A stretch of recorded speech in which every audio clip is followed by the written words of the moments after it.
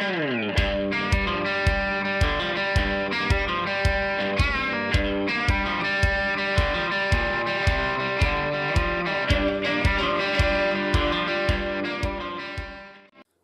and welcome back to the channel. I'm in the woods, the best place to be, and today I'm checking out two new pieces of kit. First up is this little survival whistle slash fire starter. Seen this on eBay and they were a real bargain, 3 for £10. I've tried the ferrorod and it's actually really good. I don't think I'll be lighting any feather sticks with it soon, but small tinder definitely works well. There's a little striker here in the handle, and obviously it's got a whistle. I've tried the whistle, it's really loud. That was the main thing I bought it for, was the whistle, and I'm pretty happy with it, and an absolute bargain. Well, I'm going to light the fire with this. I've got a fire plug taped to my neck cord. Granted, it's not the most attractive looking piece of neckwear in the world, but I think I'm going to need it. And now I've got a new cutting tool. Finally managed to get my hands on a second-hand Ben Orford I-band parang. Now, I know I'm not in the jungle. If you watch Ben's videos, he does explain that although it's a parang, it's still more than happy and more than comfortable in a British or temperate woodland. So I'm going to find out today. Well, I'm going to get this fire going as quick as I can. Gathered some twigs on the way in. I'll probably do a bit of fuel prep with this. It is second hand and it has actually got a ding in it, but I thought, seeing as I'm going to use it, I won't bother sharpening it just yet. It's reasonably sharp. It's not Rob Evans sharp, but it's pretty sharp. It'll do for what I want to do today. Right then, I got a couple of splits here which were under my bed and they're a bit damp, so I'm just going to lay them on the ground to put the fire on top of. They're not soaking, so they should be okay.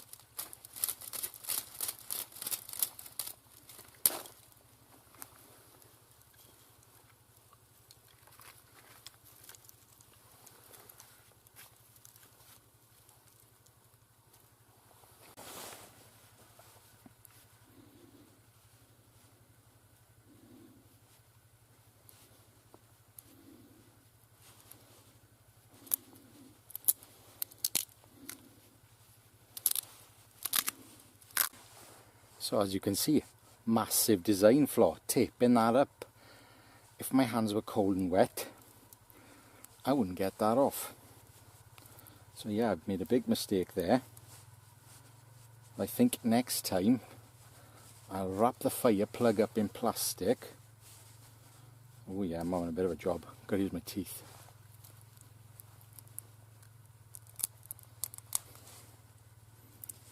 Right. That's it, off. No, I don't need a hole plug. So I'll keep one piece of this. There we are. I'll tear the plug up. Wrap that up for the next time. Put it in my pocket.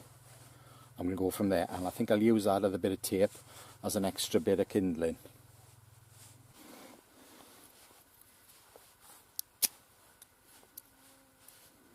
It's got an edge on one side, so one side won't work one side will.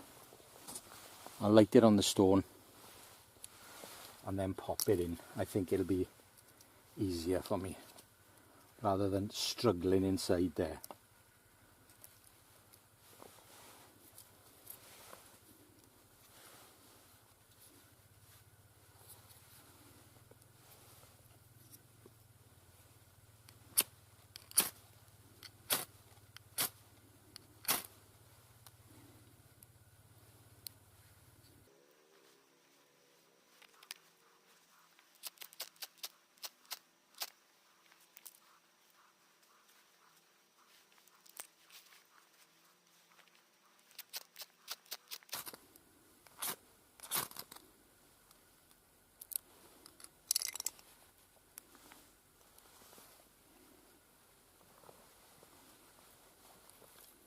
Oh shit. Oh shit again.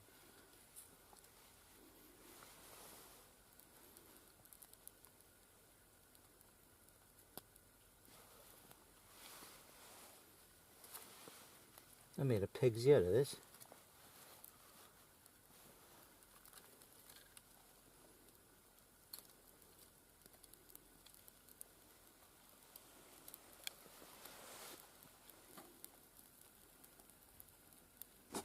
Give me a feather stick any day.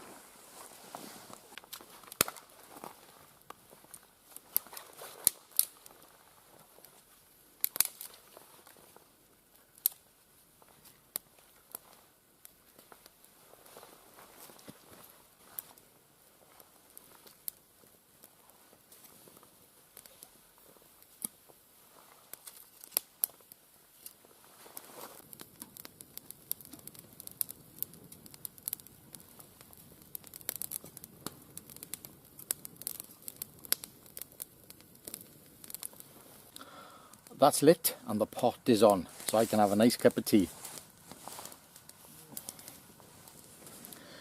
Yes, so I think if I did that again, I would wrap the fire plug up in something rather than sticking the tape straight to it, because that wasn't a very user-friendly method.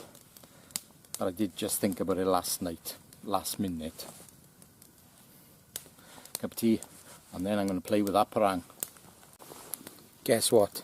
I just poured my tea and the heavens have started to open. That's just typical. Welcome back. Round 2. But I'm now undercover. Where I am now is Camp Dryad over the Gower. My buddy Andy Price runs his bushcraft and survival courses from here. And my spot is over there. So I tend to keep things separate. But seeing as it's raining, and you can probably hear that it's raining, I thought I might as well come over here and do a bit. Why not? I'm not going to use the parang now. I'm going to save that to another day. But I have got another fire lighting gadget, and seeing as my fire has now probably gone out in the rain over there, I'll light another fire here. Remember Tom's big fat rod? This is Tom's small rod. I do not have any tinder or kindling here, but I did bring a log, only a small log, back from the other camp. And I'm going to saw that up and I'm going to split it down.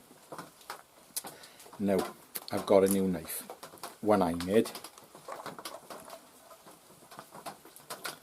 and it's a Mark II Tribute in Magna Cut.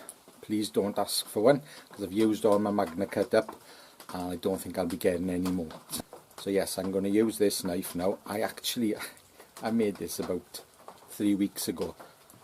I've hardly used it. I haven't made a proper feather stick with it, so I'm quite happy to do this now. Right, saw this log up. And yes, there's a sawhorse here, which is really nice.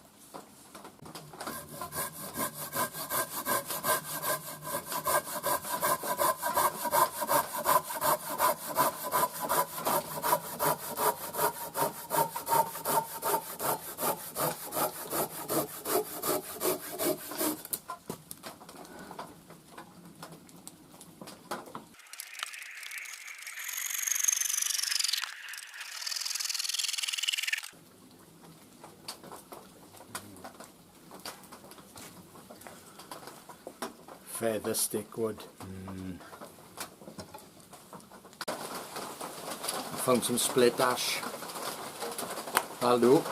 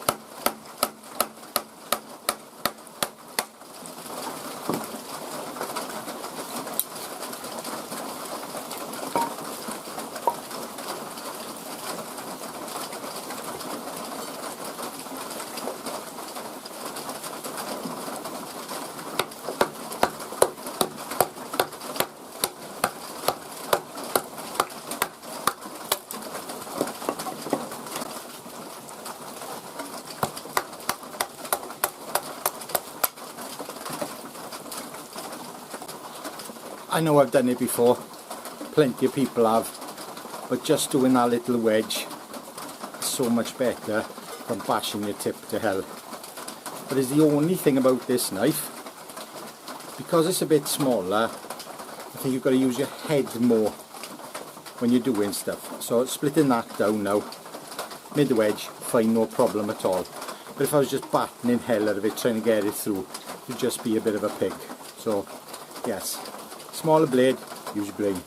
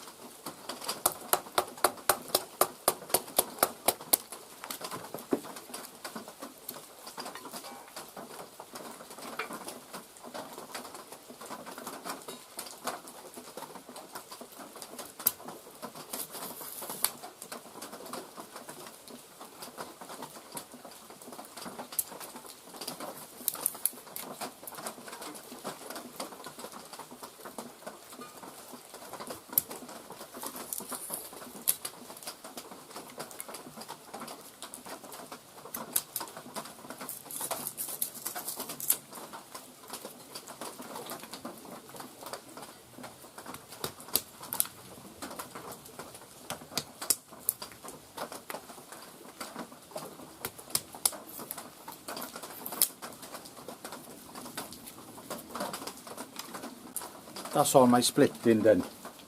Now right at the end there, I did notice when I did the tip and split, because that tip is so much finer for carving, it didn't actually split it as well as say the bush tool or the Mark 1 would do.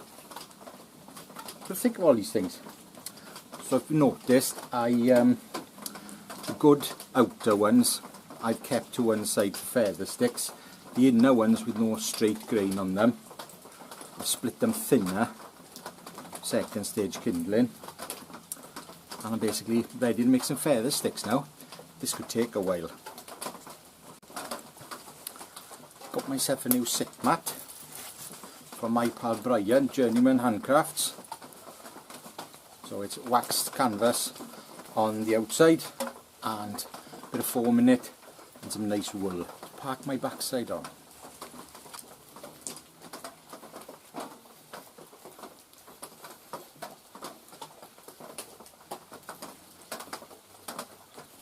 I just realised something. This piece of wood is such a good size and a good shape. I will probably only need one, if not two, feather sticks to light this. Don't think I'll need all them. Stick them in my bag, because when I'm up my local woods where there's very little feather stick, I can. Yes, so I think I'll only need two.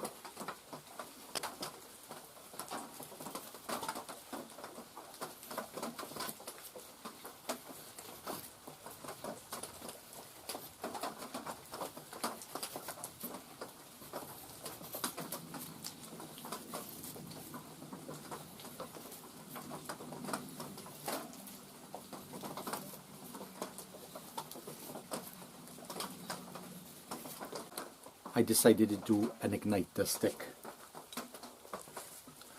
So I got two big fat ones, all them splits and an igniter stick. Just going to finish this off now, and I'm going to light it up and have another cup of tea, because it's been an hour and a half since the last one.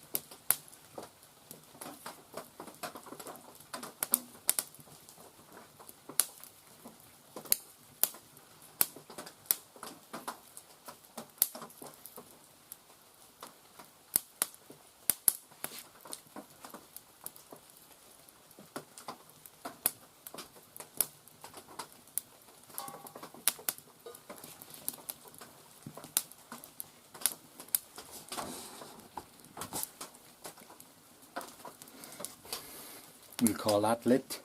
Just need to get my pot on now.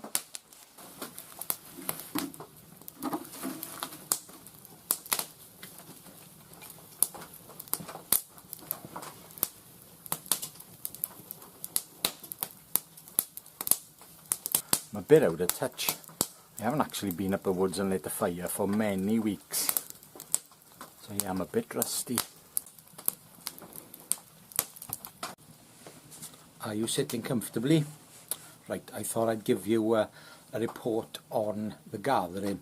So yes, the gathering for me went incredibly well. I sold a lot of knives. I done very, very well. Loads of people came over to chat, and I had a good time. I spent most of it on the stall, did a few laps of the field. Nothing earth-shattering happened there, but I'm pleased to say I did sell a lot of knives. I sold 12, and I sold one at the last minute when one of my closest friends, Scott, decided to buy a knife off me which he'd been handling all weekend, and he said, how much for me? So we had a deal. Yes, I sold quite a lot of knives. All my RWL34 ones went quick. In fact, I hadn't even opened long and I sold 2. Yeah, so everything went great. I did very well at the gathering, and I'm hoping now to do shows next year, be a regular thing if I can get to them. Yeah, so that's about it really. I did well and I'm very pleased with that. Zed Outdoors did do a little interview with me when he was going around, so if you follow Zed, he will have a gathering video, and I think he'll be interviewing loads and chatting with loads of different people, of which I'm one. I hope he puts me on. He's a nice guy, Zed. I like Zed. Yep, so this is my first time back in the woods for weeks and weeks. The weather had been pretty awful.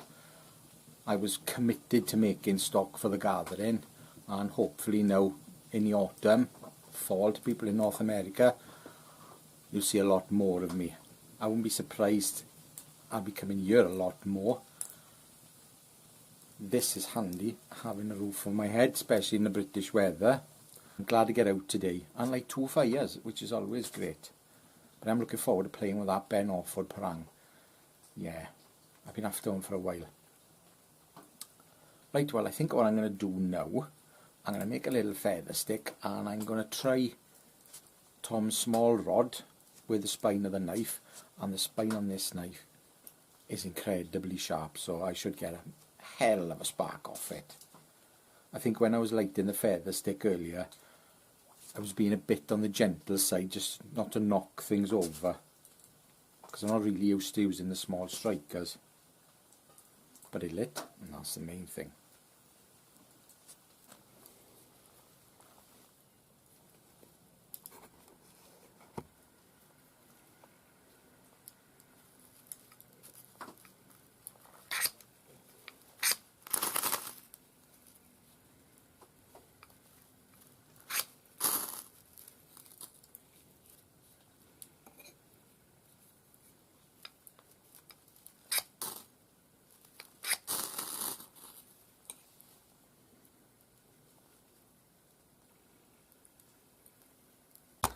I don't know if there's such a thing as a spine being too sharp. If there is, I think that's it. That is ridiculously sharp. I'm going to try some scrapings.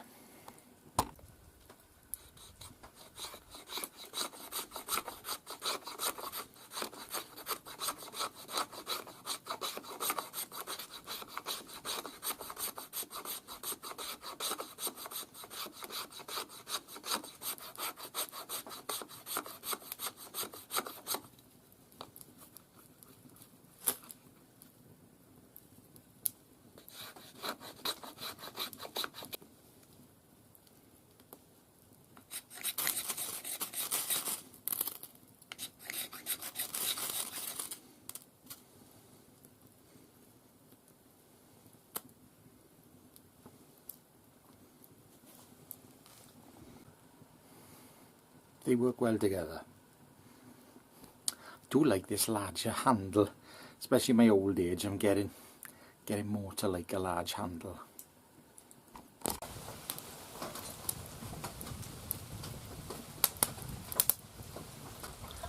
Well, that's me done for today, chaps. I'm going to sit here for an hour now and just chill out and do my own thing. Thank you very much for watching. Till the next time, which will be next week. Ta-ra. I got a fire plug taped up on the side. Not the prettiest bit of kit if you're if you like things looking to match, but you know, well, what do we say? I'm going to cut this because it's shit.